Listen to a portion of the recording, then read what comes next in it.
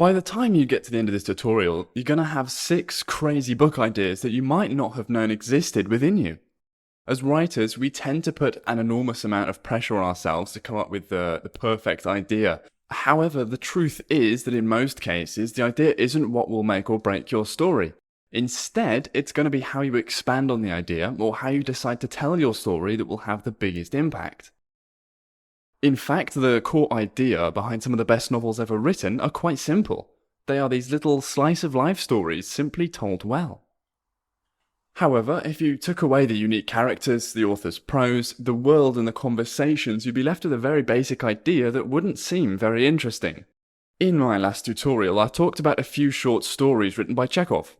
When looking at ideas, it's great to look at the way masters tackle this problem. And Chekhov is a master storyteller.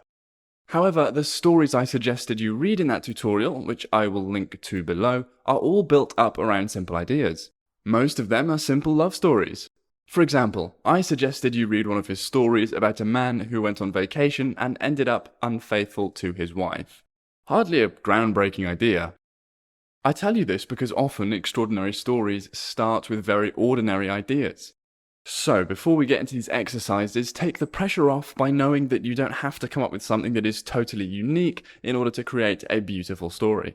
So, in today's tutorial, we're going to come up with 6 book ideas.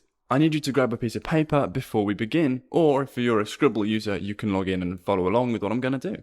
If you're not a Scribble user, I will provide a link to Scribble below. On my main books page here, you'll notice that I have this little light bulb icon. I'll click on that and it will bring me to my book ideas page. This is where I can store all of my novel ideas.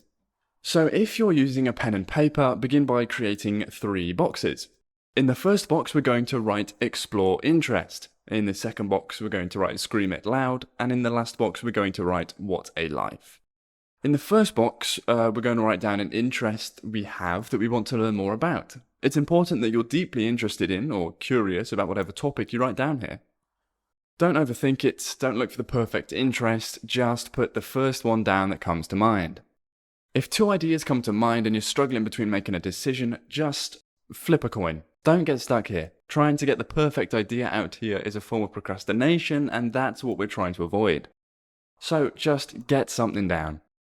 The interests here could be microbiology, time travel, politics, crime, music, business. Don't worry if it's general. At this stage, that's fine. In the next box, we have scream it loud. In this box, we're going to place something we want to say. Something to us, which is really important, that we want the world to know our perspective about. This idea will tend to be personal and will probably end up being your story's theme. For example, maybe you were betrayed by your best friend and your family needed to come to your rescue, so the theme you want to explore, which is perhaps a bit of a negative view of the world, would be something along the lines of, you can't trust anyone outside of your family. When you're writing your novel, you're not going to want this theme to feel preachy, but don't worry if it feels preachy when you put it down on paper for now. In the last box, we have what a life. In this box, we're going to place a story idea which is similar, at least in some way, to our own life story. The idea here is to explore deeply something we feel personally connected to. For example, if you grew up around addiction or poverty, you might want to write a story about a similar world to yours. Again, just don't overthink this. Just think about the people, themes, or experiences in your life that you find yourself going back to and rethinking about regularly. Obviously, there is something there that you're interested in. So our 3 boxes are now filled out. Now, the reason I got you to pick topics that fall into these 3 categories is because when writing a book, you need to deeply connect to the ideas you're writing about. This is one of the main problems with generic idea generators. The author's background, interests, and the things they are wrestling with emotionally are left out of the equation. When you are writing a book, one of the most important things you need is stamina. You have to deeply connect to your idea, or you're not going to have the stamina to cross the finish line. That's why, for today's exercise, I chose these 3 boxes. Each of these boxes at their core connect to who you are as a writer, and I don't think you can generate a good book idea without thinking about that first. Now, in front of us, we don't have stories. All we have are ideas or topics. Although not stories themselves, these are the seeds we need to plant in order to grow our stories. Stories, at a minimum, will need to have a character and a journey for that character to go on, or generally some obstacles that get in their way. So let's start mapping that out now for each of our 3 ideas. In Scribble here, you'll notice that I have an option for pitch. So I'm going to click on this tab now. What this allows me to do is flesh out the idea from the previous tab and start to shape it into a bit of a story. If you're using a pen and paper to do this, I want you to write out what you see within Scribble here.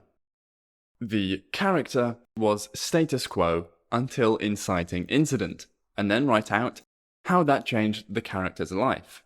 In the next section, write what goal the character must achieve, despite these obstacles, or else the following consequences will occur. The consequences, of course, are your story's stakes. Again, don't overthink any of this, it doesn't need to be perfect.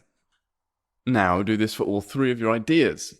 Also, what I encourage you to do when you're writing this out is trying to turn each of your initial ideas on its head. This will give you 6 ideas in total. How would you write out this story if you're looking at it from the antagonist's point of view? Turning the idea over in your head like this will help you fight against some of those initial stock ideas that might first flood your mind. Now, for each of your ideas, you should now have 2 cards, each card exploring your idea from different points of view. Now, with all 3 to 6 of your ideas, you'll have some skeletal beginnings of stories to work with. So ask yourself, which one of these stories catches your attention most right now? If you can't decide, use a tiebreaker and ask yourself which would you feel the most proud to publish. If you still have a tie, ask yourself which would be the easier one for you to start writing right now. And if you still have a tie, flip a coin. The most important thing right now is just to get started writing. Now that you have a story idea selected, you're almost ready to start writing.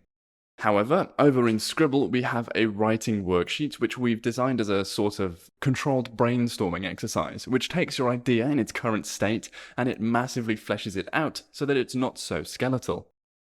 The worksheet is 115 questions asked in linear order to help you plan out each act of your story. We have an entire tutorial created on how to fill out this worksheet, which I will link to below. But essentially what this worksheet was designed to do was to reduce the chances that you'd feel lost, or get writer's block, or abandon your story because you're not sure where to take it. In broad strokes, this worksheet will help you map out your story from start to finish. Not only that, but more importantly, it ensures you've optimized all of the dramatic elements within your novel, so that readers won't be able to put your book down. Now, of course, within Scribble we have many other tools to help you write great stories, ranging from plot visualization tools, subplot visualization tools, character design tools, world-building tools, and much more.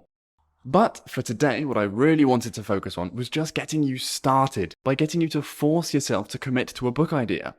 So, rather than looking at a blank screen and feeling unproductive, you're looking at a screen with your novel in front of you, and you have a clear vision of where you need to take it. So that's all I have for you today. I hope you found this tutorial about how to come up with book ideas helpful. Again, a link to Scribble can be found below. Also, don't forget to like and subscribe as we publish new information for writers regularly. Thanks for stopping by today.